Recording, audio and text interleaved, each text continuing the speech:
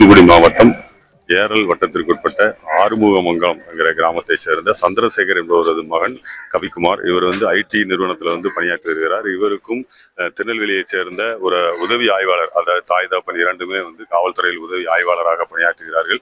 இவர்களுடைய மகளும் ஒன்றாக சேர்ந்து பள்ளியில் படிக்க காலத்திலிருந்து காதல் வயப்பட்டுள்ளனர். இதனால் இவர்கள் இருவரும் அவ்வப்போது பேசி வந்துள்ளனர். இந்த நிலையில் இவர்களுடைய குடும்பத்தில் பிரச்சனை ஏற்பட்டுள்ளது.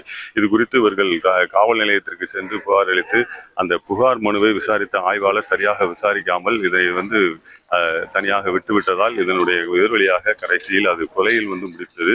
இந்த கவிக்குமாரை அந்த பெண்ணினுடைய தம்பி, அதாவது சுர்ஜித் என்பவர் கடந்த வாரம் திங்கட்கிழமை அன்று கொலை செய்துவிட்டார். இந்த கொலை சம்பவம் ஒரு பெரிய அதிர்வலையை ஏற்படுத்தியது. தூத்துக்குடி மற்றும் நெல்லை மாவட்டத்தில் மிகப்பெரிய ஒரு பரபரப்பை ஏற்படுத்திய இந்த சம்பவத்தில் அந்த கொலை சம்பவத்தை ஈடுபட்டவர்கள் மீது நடவடிக்கை எடுக்கப்பட வேண்டும். அந்த கொலை சம்பவத்திற்கு அதாவது தூண்டுகோலாக இருந்த அந்த காவல்துறையில் பணியாற்றுகிற தாய் தகப்பன் இருவர் மீதும் வழக்கு பதிவு செய்து அவர்களை கைது செய்ய வேண்டும் என்பதான ஒரு கோரிக்கையை அந்த இறந்த கவிக்குமாருடைய பணியாற்றுகின்ற அந்த கொலை செய்த அந்த சுர்ஜித்துடைய தாய் தந்தை இருவருமே காவல்துறையில் பணியாற்றுகின்றவர்கள். எனவே அவர்கள் இருவருடைய தூண்டுதலின் பேரில் தான் அந்த கொலை சம்பவம் நடந்துள்ளது. எனவே அவர்களை கைது செய்ய வேண்டும் என்பதான ஒரு கோரிக்கையை அந்த கவின்குமாருடைய தந்தையார் சந்திரசேகர் அவர்கள் கோரிக்கை விடுத்து வந்தார். இதற்காக பல்வேறு கட்ட போராட்டங்களும் நடத்தி வந்தனர். இந்த நிலையில் தான் அந்த தூண்டுதலாக இருந்ததாக கூறி அந்த இருவர்கள் மீதும், அதாவது தாய் தந்தையர் இருவர் மீதும் வழக்குகள் பதிவு செய்யப்பட்டன. அவர்கள் சஸ்பெண்ட் செய்யப்பட்டார்கள், ஆனால் கைது செய்யப்படவில்லை. இந்த நிலையில் நேற்று கைது செய்யப்பட்டதை அடுத்து இப்பொழுது அவர்கள் தங்களது உடலை, அதாவது தனது மகனுடைய உடலை வாங்குவதற்காக தந்தையார் சந்திரசேகர் அவர்கள் திருநெல்வேலிக்கு சென்று உடலை பெற்றுக்கொண்டு இப்பொழுது திரும்பி வந்து கொண்டிருக்கின்றார்கள். இப்பொழுது அவருடைய ஊரில் அந்த ஈமச்சடங்குகளை செய்வதற்கான அனைத்து வேலைகளும் செய்யப்பட்டு வருகிறது. ஜெயச்சந்திரனின் அடடா ஆடியோ ஆஃபர் 5 முதல் 70% வரை டிஸ்கவுண்ட்.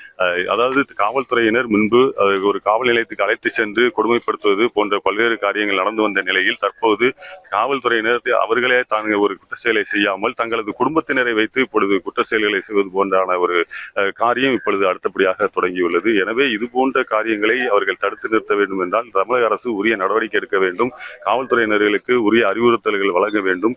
இது போன்ற சம்பவங்கள் நடைபெறும் போது அதற்கான நடவடிக்கையாக உடனடியாக கைது நடவடிக்கை அவர்கள் மீது நடவடிக்கை எடுத்து உரிய நடவடிக்கை எடுத்தால்தான் இது போன்ற குற்றச்சம்பவங்கள் அடுத்து நடைபெறாது என்பதான ஒரு கோரிக்கையும் இப்பொழுது வலுவாக எழுந்துள்ளது. இப்பொழுது காவல்துறையில் பணியாற்றுகின்றவருடைய பிள்ளைகள் மூலமாக ஒரு பழி தீர்த்துக் கொள்வது, இல்லை என்றால் ஒரு பெண் காவலர் இருக்கின்றார் என்றால் அவரது கணவர் ஒரு குற்ற செயலில் ஈடுபடுவது போன்ற காரியங்கள் இப்பொழுது வலுவாக பெருகி வருகிறது. தமிழக அரசானது இதற்கான உரிய நடவடிக்கை எடுத்து காவல்துறையினருடைய குடும்பத்தினர் இது போன்ற வன்முறையில் ஈடுபடுவது, குற்ற செயல்களில் ஈடுபடுவதை தடுத்து நிறுத்துவதற்கான உரிய நடவடிக்கைகள் மேற்கொள்ளப்பட வேண்டும் என்பது அனைத்து தரப்பு மக்களிடையே கோரிக்கையாக உள்ளது. தூத்துக்குடி மாவட்டம் ஆறுமுகமங்கலத்தில் இருந்து ஒளிப்பதிவாளர் மணிகண்டனுடன் செய்தியாளர் ராஜா சாலமோன்.